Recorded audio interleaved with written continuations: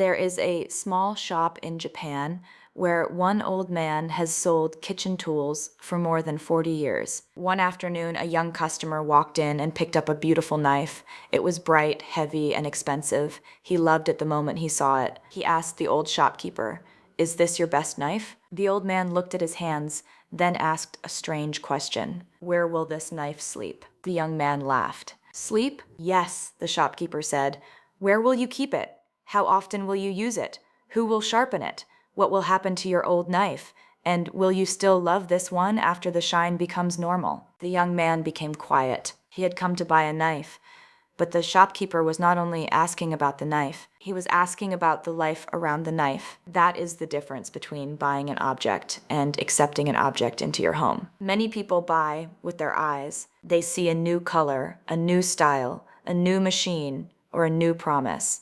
For a few minutes, the object feels like a better life. But after it enters the home, the excitement becomes responsibility. It needs space. It needs cleaning. It needs care. It may create clutter. It may replace nothing. It may quietly take more than it gives. This is why smart living in Japan often begins before the purchase, not after it. Not every Japanese person lives in the same way, of course, but many Japanese homes are shaped by limited space, respect for useful objects, careful design, and the idea that waste should be avoided. The goal is not to own nothing. The goal is to own things that truly belong in your life. And this matters because more things do not always create more comfort. Sometimes more things create more decisions. The modern world tells us that every new object is an improvement, but that is not always true. A new thing can make life better. It can also make life heavier. Before many thoughtful buyers in Japan bring something new into the home, they quietly check a few important things. These checks are simple but powerful. They protect space,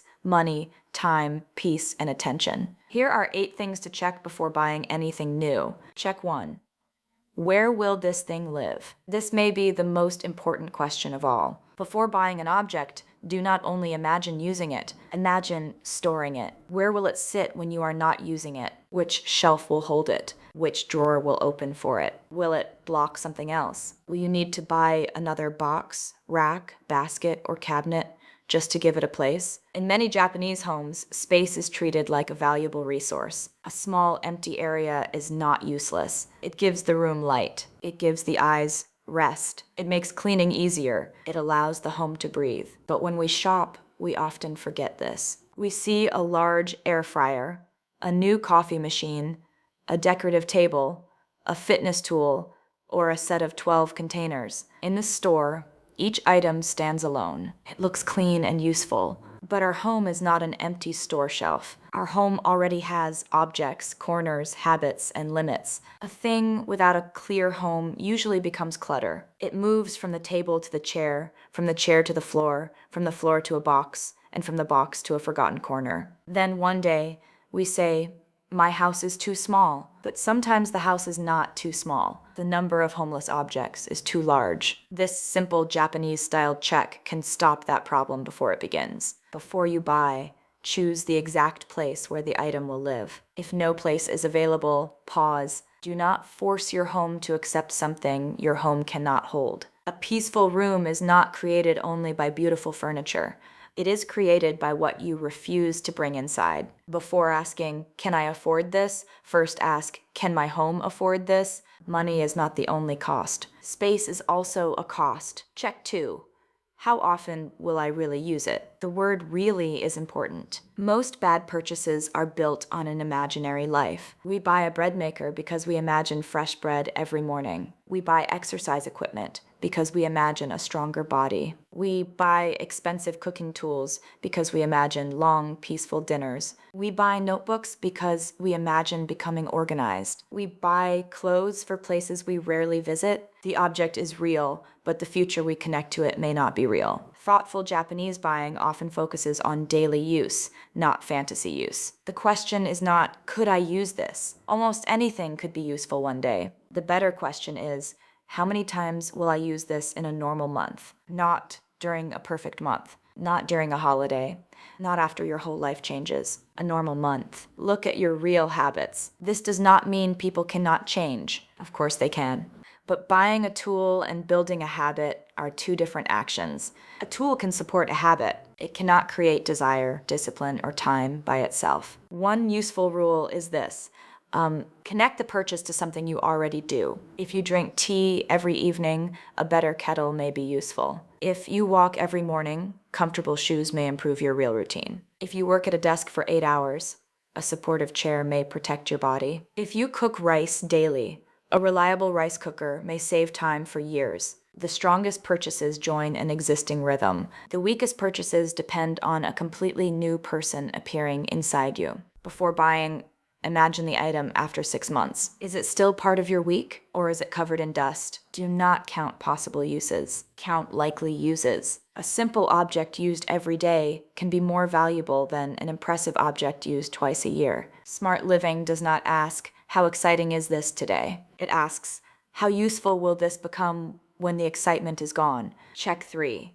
What will leave when this enters? This check changes everything. When something new comes into a small, calm home, something old often needs to leave. This is not a hard law, but it is a powerful way to stop silent growth. Most clutter does not arrive in one giant box. It arrives one harmless item at a time. Each object looks small, but together they fill drawers, shelves, and minds. The question, what will leave, forces us to compare the new item with what we already own. Is the new jacket truly better than the old one? Does the new pan solve a real problem? Will the new phone replace the old phone, or will the old phone remain in a drawer for 5 years? Are you buying a new object, or simply adding another version of the same object? Before buying, search your home. You may already own the answer. This practice also creates respect. When you decide what must leave, you remember that every object had a cost. Someone made it. Materials were used. Energy was used. Money was spent. Space was taken. In Japanese culture, the idea of avoiding waste is often connected with a feeling called motenai. It is the feeling that something valuable should not be wasted or used carelessly. You do not need to become extreme. You do not need to throw away a good item every time you buy something. The deeper lesson is this. Do not let the new object hide the value of the old one. And when an object no longer serves you, let it go in a responsible way. Give it to someone who needs it. Sell it. Recycle it, or place it somewhere it can still be useful. A new purchase should improve the group of things you own. It should not simply make the group larger. Check 4.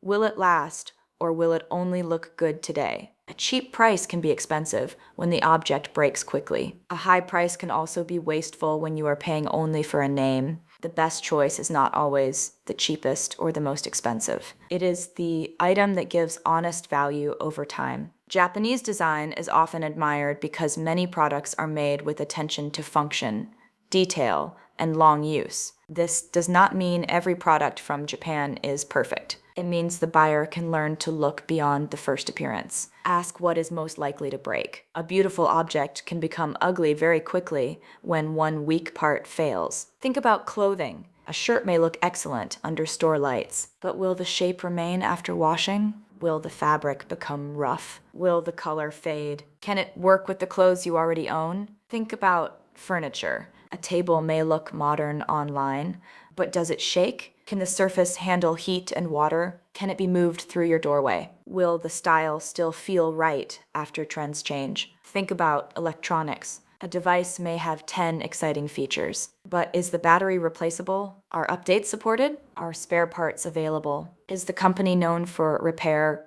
or is the product designed to be thrown away? Long life begins with honest questions. Another useful idea is cost per use. A strong pair of shoes that costs more but is worn 300 times may be cheaper than a weak pair worn 20 times. A simple bag used for 5 years may be wiser than 3 fashionable bags bought and forgotten. Quality does not mean luxury. Quality means the object continues to do its job. Do not pay only for the story around the product. Pay for the work the product will do. Look for quiet quality, the kind that does not need to shout. The best object may not impress people on the first day, but it will continue helping you on the 1000th day. Check 5. How much care will this object demand? Every object asks for something after you buy it. Some objects need almost nothing. Others need constant attention. Some create 10 minutes of cleaning after saving 5 minutes of work. This hidden work is easy to miss in the store. A product may promise convenience, but convenience should be measured from beginning to end. Imagine a machine that makes one perfect drink.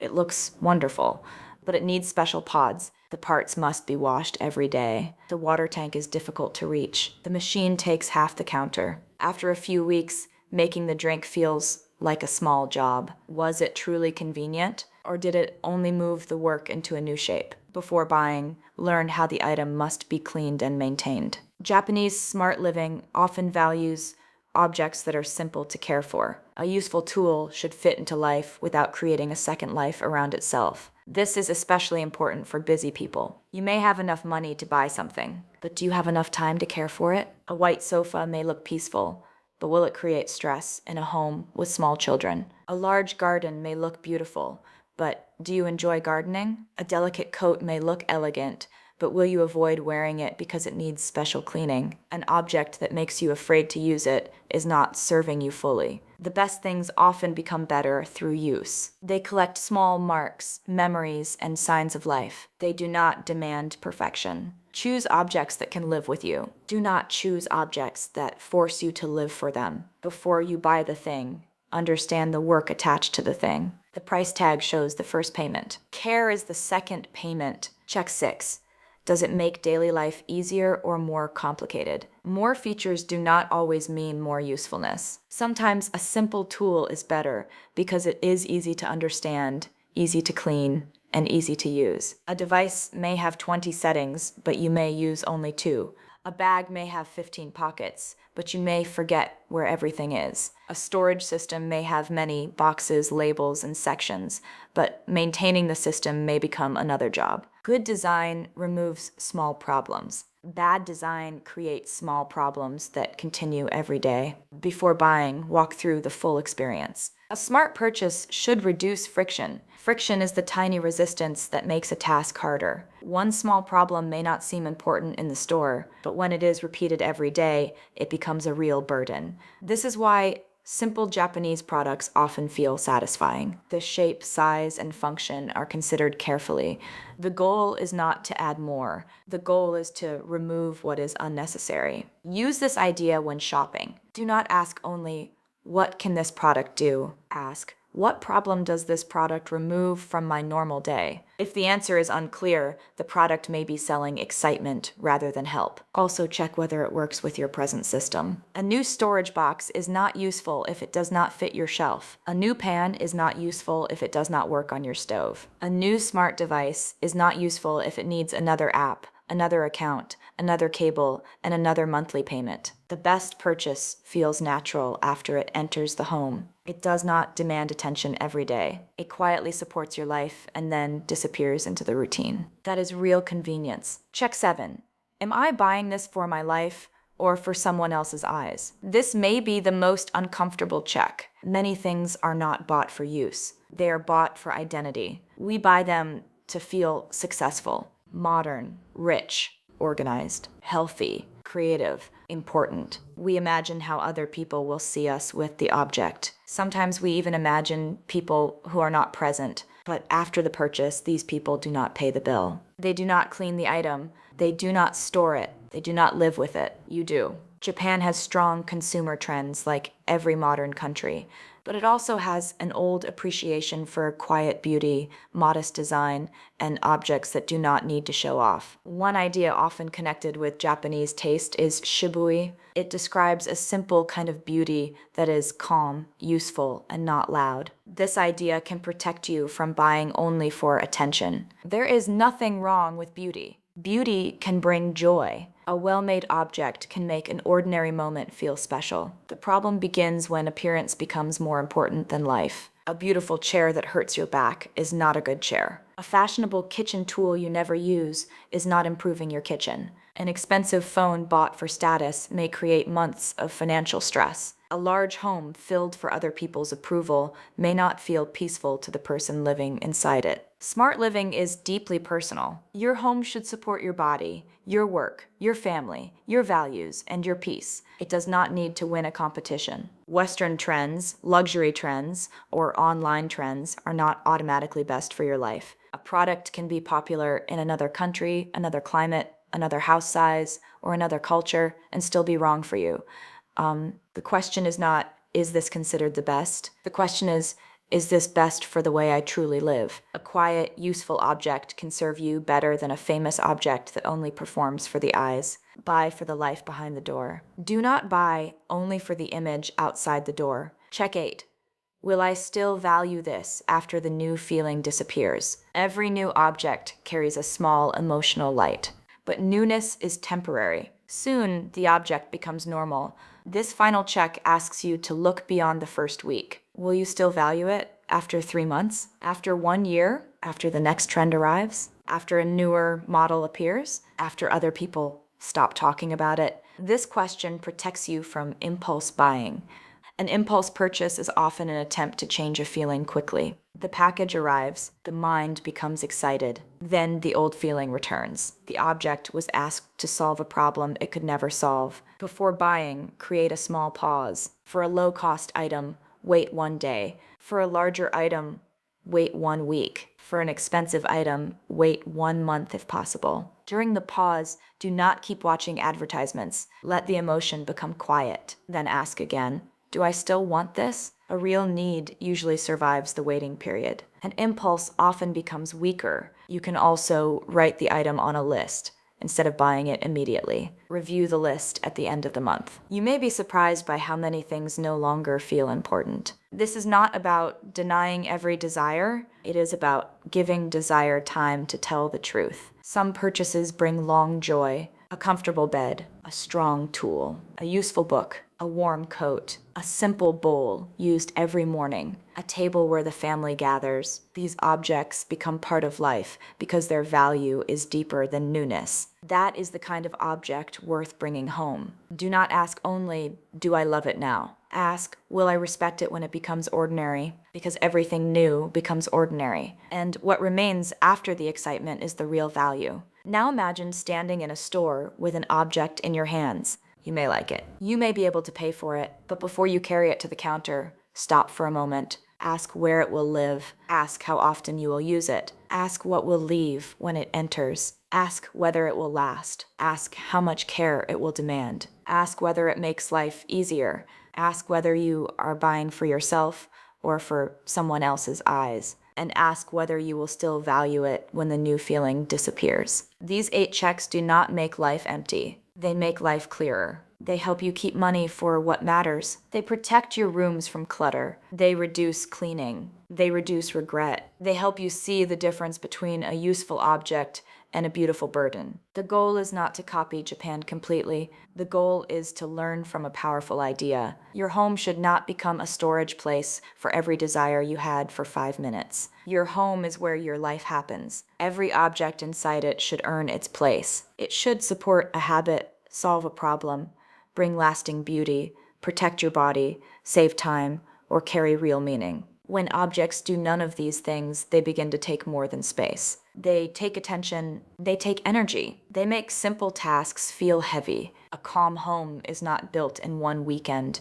It is built at the door. It is built in the shop. It is built on the screen just before you press buy. It is built in the quiet moment when you say, "This is nice, but it does not belong in my life." That sentence can save more money than a discount. It can save more space than a new cabinet. It can create more peace than another beautiful object. Remember the old shopkeeper and his strange question, where will this knife sleep? Before you buy anything new, ask where it will sleep, how it will live, and what kind of life it will create around it. Because you are never buying only a thing. You are buying its place in your home, its place in your time, its place in your habits, and its place in your mind. Choose carefully, not because you should fear buying, but because your space, your money, and your peace deserve respect.